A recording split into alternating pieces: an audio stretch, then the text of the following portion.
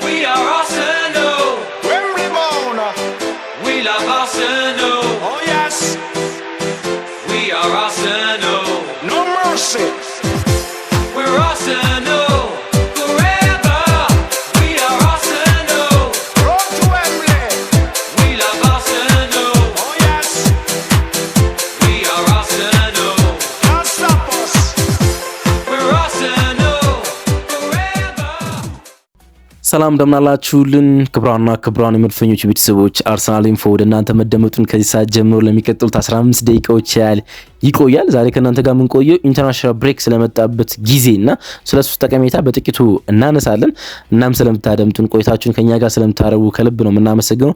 ኢንተርናሽናል ብሬክ ወይም ደግሞ የ12 ሳምንታት እረፍት መጥቷል። አርሰናል ኖቬምበር 23 ወይም ደግሞ ህዳር 14 እስኪመለስ ድረስ ረፍቶች ይኖሩታል ማለት ነው። አርሰናል በጣም ብዙ ተጫዋቾች ጉዳት ላይ እንደሚገኙበት ይታወቃል። በተለይ ደግሞ ከአንድ ዲፓርትመንት ከፊት መስመሩ ላይ በጣም ብዙ ተጫዋቾች ጉዳት ላይ እንደሚገኙበት ይታወቃል እና ይሄኛው ኢንተርናሽናል ብሬክ መምጣቱ ምን ያህል ጠቀሜታ አለው ከሰንደርላንድ ጨዋታ አንጻር ከሰንደርላንድ ጨዋታም አለፍ ብለን ብዙ ነገሮችን ለማንሳትና አናላይዝ ለመስራት እንሞክራለን። ጄምስ ማክኒኮላስ የሚባል በጣም ቆንጆ የዘ አትሌቲክ ጸሐፊ አለ። የሱንም ሀሳቦች በጥቂቱ ለማንሳት እንሞክራለን። ስለዚህ ኢንተርናሽናል ብሬክ ማለት ነው። ከዛም ደግሞ ከኢንተርናሽናል ብሬክ ከተመለሱ በኋላ በጣም ውጥረት ያለባቸው 3 መርሃ ግብሮችን በአንድ ሳምንት ውስጥ አርሰናል ያከናውናል። ለነዛ መርሃ ግብሮች የሚካኤል አርቴታ የታክቲካል ቦርድ ዝግጁ መሆን ያለበትና እሱንም ጉዳይ በመጠኑ ለመዳስ እንሞክራለን።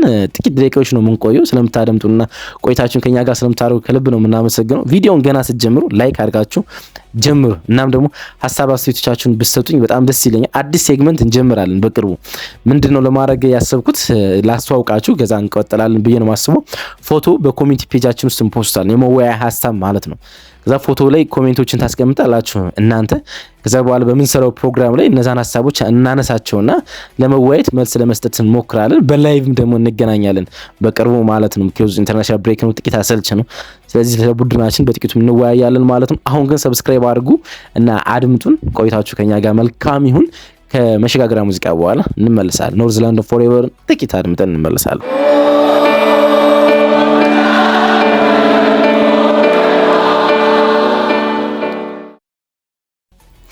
የሁለት ሳምንት ረፍት እንግዲህ አርሰናል ይኖረዋል ማለት ነው በኢንተርናሽናል ብሬክ ምክንያት። ስለዚህ ረፍት ሪግሩፕ ማድረግ እንደገና መገናኘት እንደገና መዋሃድ ለዚህ ቡድን አስፈላጊ ሊሆን ይችላል። ዘ ብሬክ ካምስ አት ዘ ፐርፌክት ታይም ይለናል ጄምስ ማክኒኮላስ ዘ አትሌቲክ ላይ ከጻፈው አንድ አርቲክል ላይ በጣም ቆንጆ መግቢያ ተጠቅሟል። በጣም ጥሩ ሰዓት ነው ይሄኛው ረፍት ለአርሰናል የመጣ ይለናል። በሁለታቸው የሰንደርላንድ አቻ ብቻ ግን አይደለም ይሄን ለማለት ምን ወደው ማለት ነው። ከሰሞኑ ከኦክቶበር ኢንተርናሽናል ብሬክ በኋላ እስከ ኖቬምበር ኢንተርናሽናል ብሬክ በኋላ አርሰናል በጣም ኮምፓክት የሆነ ስኬጁል ነበሩና አንዳንዶች የበዙ ክሊንሺቶች ነበሩና ጭንቀቶች ነበሩ ሪከርዶችን ከመስበር አንጻር ማለት ነው። እንደዚህ ውጥረት የተሰማችሁ ሳምንት ኑሮ ያውቃል ብዬ አስባለሁ አይደል? በጣም ውጥረት የተሰማችሁ ሳምንት እና ጥሩ ግን እየሰራችሁበት ያለው ከዛ በኋላ ነገሮች ሲያርፉ ወይም ፔሳችሁ ሲቀንስ ምን ያህል እንደደከማችሁ ታውቃላችሁና አርሰናል ሜንታሊና ኢሞሽናሊ መድከም ነበረበት ያን ሪከርዶችን የክሊንሺት ሪከርዶችን ለመሰባበር ማለት ነው። ከጨዋታዎችን ከማሸነፍም ከፍ ባለ ክሊንሺቶችን ለመሰብሰብ በሚሄድ ርቀት ውስጥ ይሄኛው ጎል ሲቆጠር የሆነ ፍራስትሬሽን ይፈጥራልና አሁን ለማረፍ ትክክለኛው ጊዜ ላይ ያሉ ይመስለኛል። እንግዲህ በሰንደርላንድ ጨዋታ የታየው የቦክስ ዲፌንዲንግ ብዙ ላይ አጠያይቅ ይችላል። ካምባክ ይኖረን ነበረ፣ ጨዋታው ልናሸንፍ የምንችልበት እድል ነበረ። ግን በታየው ድረስ ቦክስ ዲፌንዲንጋችን ጥቂት ጥያቄ ይቀርባል። እዚህ ጋር እንግዲህ ገና ነው ኤርሊ ነው ትችቶችን ለመሰንዘር ግን የአርሰናል እንደ ቲም ነው የሚከላከለው ወይም ደግሞ የአርሰናል ዲፌንሲቭ ስትራክቸር ነው በጣም ድንቁ ማለት ነው። የሁለቱ አማካኞቻችን ራይስ እና እንዲሁም ደግሞ ማርቲን ዙቢሜንዲ የተቃራኒ ቡድን የጎል ዕድሎችን እንዳያገኝ ማድረግ ይችላል። ለዛ ነው ለምሳሌ የሊጉ ቤስት ዲፌንዲንግ ቲም አርሰናል ማይሆኑ ታክል፣ ኢንተርሴፕሽን፣ ብሎክ የሚባሉ የዲፌንሲቭ ቃላቶች አሉ አይደለ? በእነዚህ ቃላቶች ጋቪ ማጋለሽንም ዊሊያም ሳሊባንም አታገኟቸውም ቢኮዝ አርሰናል አይሞከርበትም። ኦን ታርጌት የለውም አይደለም የምንለው። በአማካኝ በጨዋታ ውስጥ ከ9 ያነሰ ሹቶች ነው የሚያስተናግደው። ኦን ታርጌት ደግሞ በአብዛኛው ጨዋታ ውስጥ የለም። በአቬሬጅ የሚሞከርበት የኦን ታርጌት መጠን ከ3 ያነሰ ነው በጨዋታ። ስለዚህ አርሰናል ኦልሬዲ አይሞከርበትም። ስለዚህ የዲፌንሲቭ ቁጥሮች የላቀ ሆኖ አትመለከቱትም። ግን አንዳንድ ጨዋታዎችን ተመለከትን የአርሰናል ዲፌንዲንግ፣ በተለይ ደግሞ የጋቢ ማጋልሽ የቦክስ ዲፌንዲንግ ላይ ጥቂት ጥያቄ እንድናነሳ አስምሩልኝ አድማጮቻችን። በጣም ጥቂት የጋቢ ማጋለሽን የሚሰጠውን ክሬዲት ላሳንስ አይደለም። ቢኮዝ የቡድኑ ዋና የሴት ፒስ ሊደር ነው በሁለቱም ቦክስ ውስጥ፣ በአርሰናል መከላከል ውስጥም በአርሰናል ማጥቃት ውስጥም በሁለቱ ቦክሶች ውስጥ ዋናው ሊደር ነው። ደግሞም በጣም የሚገርም የቡድኑ መሪ እንደሆነ እንገነዘባለሁ። ደግሞ ቀላል ነው እሱ መገንዘብ። ግን 2-3 ጎሎችን ላንሳ። አንደኛው የኒኮ ቮልትማድ ኒካስል ለመጨረሻ ጊዜ ሲያስቆጠርብን የተቆጠረው ጎል ተመልክታችሁት ከሆነ ኒኮ ቮልትማድ ገፍቶታል፣ ግን ደግሞ ያን ያህል የሚጥል አልነበረም እና ኒኮ ቮልትማድ አደጋ የሚፈጥርበት ቦታ እንደነበር ስካን ያላረገ ይመስላል ጋቢ ማለት ነው። ሁለተኛው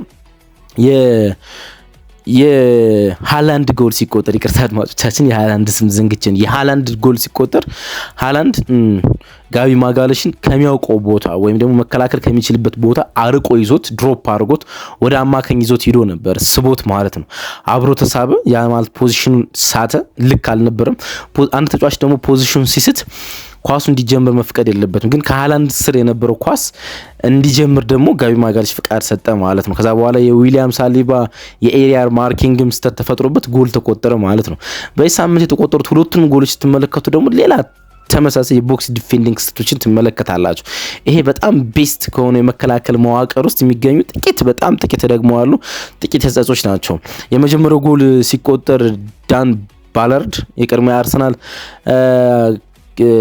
አካዳሚ ተጫዋች የነበረው ተጫዋች ጎሉን ሲያስቆጥር ተመልክታችሁት ከሆነ የሴት ፒስ ጎል ነበር። ሴት ፒሱ ጎል ፈርስት ቦሉን ነካው። ከዛ በኋላ አጥቂው ሰከንድ ቦል ነካው፣ ተመልሶ ባላርድ ጋር ነው ኳሱ ያረፈ ማለት ነው። ያ ኳስ ሁለቴ ቦክስ ውስጥ ተነክቷል፣ ከጎሉ በፊት ማለት ነው። ሁለቴ ቦክስ ተነክቷል እና ሁለቴ ቦክስ ሲነክል ራይስ እና ማጋለሽ ኤሪያቸውን የጠበቁበት መንገድ ደካማ ሆኖ እንመለከተዋል። ሁለተኛው ጎል ማብራራት የሚያስፈልገው አይመስለኝም። የራያና የማጋለሽ ሁለቱም ስህተቶች ፈጽመዋል። የራያ ታይሚንግ፣ ማጋለሽ ደግሞ ቦቢን ወይ ደግሞ ስትራይከሩን ጎል አስቆጠረውን ተጫዋች ከበር ያደረገበት መንገድ ልክ እንዳልነበረ እናነሳለንና እነዚህ ነገሮች ጥቂት እርማት የሚያስፈልጋቸው ይመስለኛል። ስለዚህ ማረፍ በጣም አስፈላጊ ነው። እንግዲህ በጣም ብዙ ተጫዋች አርሰናል እንደተጎዳበት ይታወቃል። ወደ ስታዲየም ፍላይት እንኳን ሲያቀና ካይ ሃቨርትዝን፣ ማርቲን ኦዲጋርድን፣ ኖኒ ማዱኬን፣ ገብርኤል ማርቲኔሊን፣ ቪክተር የኬሬሽን እንዲሁም ደግሞ ረዥም ጊዜ ጉዳት ላይ የቆየውን ገብርኤል ጄሱስን ይዞ አልሄድም ነበር። 6 የማጥቃት ባህሪ ያላቸው ተጫዋቾች፣ 3ቱ ደግሞ ስትራይከሮች ነበሩ። ስለዚህ አርቴታ ከጨዋታው በኋላ እንደነበረው በማጥቃት ውስጥ ሊሚትድ ነበርና ተገድበን ነበር በነበረብን ስኳድ ምክንያት ሲል አድምጠናልና ደሞም ልክ እንደሆነ ትገነዘባላችሁ። አብዛኞቹ ክለቦች ባለፉት ጊዜያቶች ጉዳት እንዳለባቸው መናገር ይቻላል። ወይም ደግሞ ብዙ ጉዳት ያጋጠማቸው ክለቦች አሉ። ግን ጉዳቶቻቸው በአንድ ዲፓርትመንት በተመሳሳይ ዲፓርትመንትና በዚህ ያህል መጠን ስለመሆናቸው ግን እርግጠኛ አይደለም። አርሰናል አንድ ዲፓርትመንት ላይ 6 ያህል ተጫዋቾችን ያጣና እንደዚህ አጣው ግን ባለፉት 2 ወራት ውስጥ ተጫዋቾች እነዚህን ያህል ተጫዋቾች አብዛኞቹ ባለፉት 2 ወራት ውስጥ አልነበሩምና ያሳዩት ተጋድሎ የሰጡት ነገር በጣም የሚደንቅ ነው። ለዚህ ቲም ክሬዲት መስጠት ያስፈልጋል። በጣም ክሬዲት መስጠት ያስፈልጋል። ብዙ የምንተቻችበት ጉዳይ አይመስለኝም። ከሰንደርላንድ ጋር እንግዲህ 3 ኦፌንሲቭ ተጫዋቾችን ሰንደርላንዶች ቀይሮ አስገብተዋል። ኢነርጂ እና ፊዚካል ዲማንድ የነበረው ጨዋታ እንደነበር እናስታውሳለን። ያን ጨዋታ ማች ለማድረግ 3 ተጫዋቾችን ቀይሮ ሲያስገቡ ተመልክተናል። አርሰናል ያን የማድረግ መብት አልነበረውም በተጫዋቾቹ ጉዳት ምክንያት ማለት ከ100 ደቂቃዎች በላይ ነው የተጫወትን። በ100 ደቂቃ ውስጥ ሚካኤል አርቴታ ሊቀይር የወደደው አንድ ተጫዋች ነው። ያም ኢዚ የወጡ ክርስቲያን ሞስኬራ ነው። የአርሰናል የተከላካይ መስመር ያን ይቋቋማል ብሎ ማሰብ ነበረ። በሚካኤል አርቴታ ውስጥ አንዳንድ ተጨማሪ ቅያሮች ያስፈልጋሉ። ክርስቲያን ኖርጋርድ፣ ፔሪን ካፒዮ በመጨረሻ ደቂቃዎች ውስጥ ወይም ደግሞ ቢንዋት እንደዚህ አይነት ቅያሮች አስፈላጊ ነበሩ ብዬ አስባለሁ። እንደዛም ሆኖ ግን ጨዋታው ልናሸንፍ በጣም ተቃርበን ነበር። የጋቢና የራያ ልክ አለመሆን ነው እንጂ በእንደዛም ሁኔታ ውስጥ ጨዋታው ልንቆጣጠር ወይም ደግሞ ጨዋታው ልናሸንፍ ተቃርበን ነበር። ለዛ ነው አርቴታ ከጨዋታው በኋላ ደስተኛ አይደለም። በጣም ፍራስትሬሽን ላይ ነው። ምክንያቱም ጨዋታው ማሸነፍ እፈልግ ነበር፣ ደግሞም ለማሸነፍ ተቃርበን ነበር። እንደዚህ አይነት የመከላከል ስህተቶች ተቀባይነት የላቸውም ብሎ ሲናገር ያደመጥነው ማለት ነው። ከኦክቶበር ኢንተርናሽናል ብሬክ በኋላ 7 ጨዋታዎችን አርሰናል አከናውኗል። እስከ ኖቬምበር ኢንተርናሽናል ብሬክ እንግዲህ ሩብ ከሚጀምረው ኢንተርናሽናል ብሬክ በፊት ማለት ነው 6 ጨዋታዎችን ከ7 ጨዋታዎች ማሸነፍ ችሏል። በጠቅላላው በዚህ ውድድር ዘመን አርሰናል 17 ጨዋታዎችን ማከናወን ችሏል። 14 ጨዋታዎችን ማሸነፍ ችሏል። 2 አቻና 1 ሽንፈት ብቻ ነው ያስመዘገበው። 35 ጎሎችን አስቆጥሯል። 5 ጎሎች ብቻ ደግሞም ተቆጥሮበታል።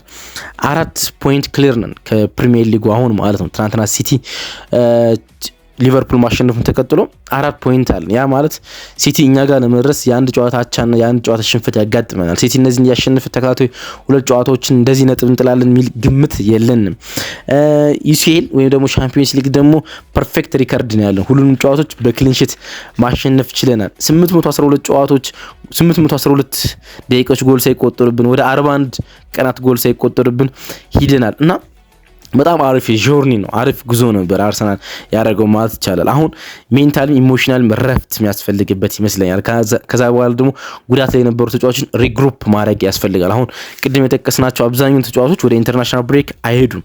ሁሉም ማለት ይቻላል ካይ አይሄድም ወደ ጀርመን፣ ማርቲን ኦዴጋርድ ነው ወደ ኖርዌይ አያቀናም። ኖኒ የእንግሊዝ ብሔራዊ ቡድን ጥሪ ያልቀረበለትም። ጋቢ ማርቲኔሊ ብራዚል ስኳድ ሳይቀላቀልም። ቪኪ የስዊድን ስብስብ ውጭ ነው።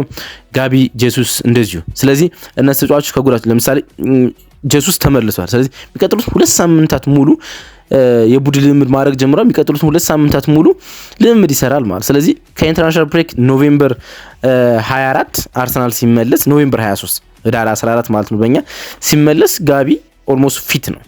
ጋቢ ጄሱስ ማለት ነው ሌላ ዳይሜንሽን ይሰጣል። በጠባብ ስፔስ መጫወት የሚችል ከግራ መነሳት የሚችል ተጫዋች እናገኛለን ማለት ነው። ኖኒ ይመለሳል ተብሎ ይጠበቃል ከኢንተርናሽናል ብሬክ በኋላ። ካይ ትንሽ ሊቆይ ይችላል።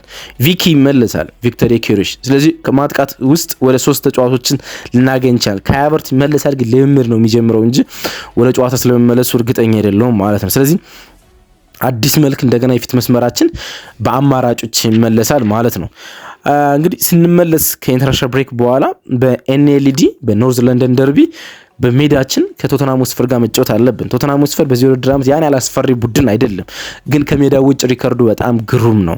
በሜዳው ውስጥ 1 ጨዋታ ብቻ ነው ቶተንሃም ሆትስፐር ማሸነፍ ይቻላል። ሌላውን የተቀረውን 4 እና 5 ጨዋታ ተሸንፏል። ከሜዳው ውጭ ግን እስካሁን ምንም አይነት ሽንፈት አላጋጥመውም። ምንም አይነት ማለት ነው። የአዌ ወይንም ከሜዳው ውጭ ያለ ቴብል ብታዘጋጁ ወይም ደግሞ የደረጃ ሰንጠረዥ ብታዘጋጁ በአንደኝነት ታገኙታላችሁ። በአንደኝነት ማለት ነው። ከአርሰናልም ልቆ ታገኙታላችሁ። ምክንያቱም አንድ አቻ ብቻ ነው ያላቸው፣ ሽንፈት የላቸውም ከሜዳቸው ውጭ ማለት። ስለዚህ ወደ ኖርዝ ለንደን ወደ ኤሚሬትስ ነው የሚመጡት። ቶተንሃም በኤሚሬትስ የሚያሸንፈን አይነት ቡድን አይደለም፣ ግን ደግሞ ጥቂት በጣም ፋይት ያለው ጨዋታ እንደሚሆን ይጠበቅ። ከዛ በኋላ ሙኒክ ወደ ኤሚሬትስ ይመጣል። በዚህ ውድድር ዓመት በአውሮፓ ያልተሸነፈ ስትሬት ዊን የነበረው ባለፈው ሳምንት ከኦግስበርግ ጋር አቻ እስኪወጣ ድረስ ስትሬት ዊን የነበረው ቡድን ነው ሙኒክ። ስለዚህ ሙኒክን በኤሚሬትስ መጫወት ቀላል ፈተና አይደለም። ከዛ በኋላ ወደ ብሪጅ ደግሞ ማቅናት ይኖርብናል። ሌላ የለንደን ደርቢ ጨዋታ ከቼልሲ ጋር መጫወት አለብን። ስለዚህ እነዚህ 3 መርሃ ግብሮች ከኢንተርናሽናል ብሬክ በፊት ስንመጣ እነዚህ ተጫዋቾች ተመልሰውልን ረፍት አድርገን አዲስ ሚካኤል አርቴታ ወደ እንትኑ አቅንቶ ወደ ታክቲካል ቦርዱ አቀንቶ እንደ አዲስ ቡድኑን ሪግሩፕ ማድረግና ስለ ሪከርዶች ማሰፍትቶ ስለ ጨዋታዎችን ስለማሸነፍ እንዲሁም ቦክስ ዲፌንዲንጋቸው መልካም ማድረግ ለአንዳንድ ተጫዋቾች ደግሞ ታይማቸው ማኔጅ ማድረግ አስፈላጊ ነው። በተለይ እኔ እፈራለሁ ራይስና ማርቲን ዙቢሜንዲ አመቱን ሙሉ ከተጫወቱ አርሰናል ዋንጫ ያሻካል። ለሱ በጣም እርግጠኛ ነኝ።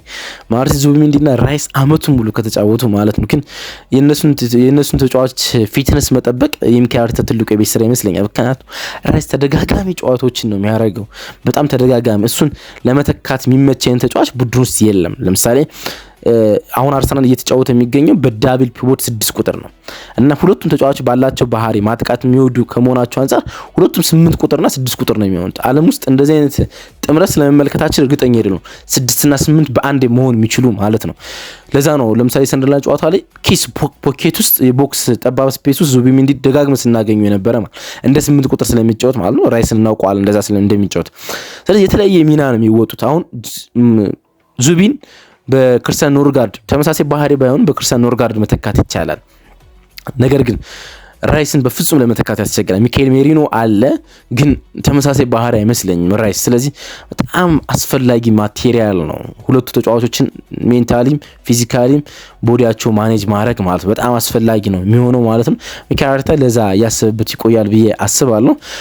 እንግሊዝ ሁለቱንም ጨዋታ ራይስን ትጠቀምበታለች ተብሎ ይጠበቃል። ስለዚህ አሁንም ላያርፍ ይችላል ግን ቢያንስ ይሄ ውጥረት ያለበት አይደለም። የዓለም ዋንጫ ማለፏን ያረጋገጠች ቡድን ውስጥ ስለሚሄድ ማለት ነው እንቃኘው ብለን ነው እና አርሰናል ማረፉ በጣም ትክክለኛው ሰዓት ነው የመጣ። ደግሞ ቀጣይ ኢንተርናሽናል ብሬክ ለመምጣት 4 ወራትን ያህል እንጠብቃለን። አሰልች ነው ኢንተርናሽናል ብሬክ ግን ለተጫዋቾቹ በጣም አስፈላጊ ይመስለኛል። እንደዚህ ተመለከተው። እናንተስ መልካም ነው ብላችሁ ታስባላችሁ? ጄምስ ማክሊኮናስ እና እኔ ይሄኛው ኢንተርናሽናል ብሬክ መምጣቱ በጣም አስፈላጊ ነው ብዬ አስባለሁ። ሪግሩፕ ለመደረግ ረስት ለማድረግ በጣም አስፈላጊ ነው ብዬ አስባለሁ። እናንተስ ያን ያህል አስፈላጊ ነው ብላችሁ ታስባላችሁ? እስኪ ሀሳብ አስተያየቶቻችሁን ስጡን። አብራችሁ ስለነበራችሁ ከልብ አመሰግናለሁ። ቀናችሁ ብሩን እንወዳችኋለን።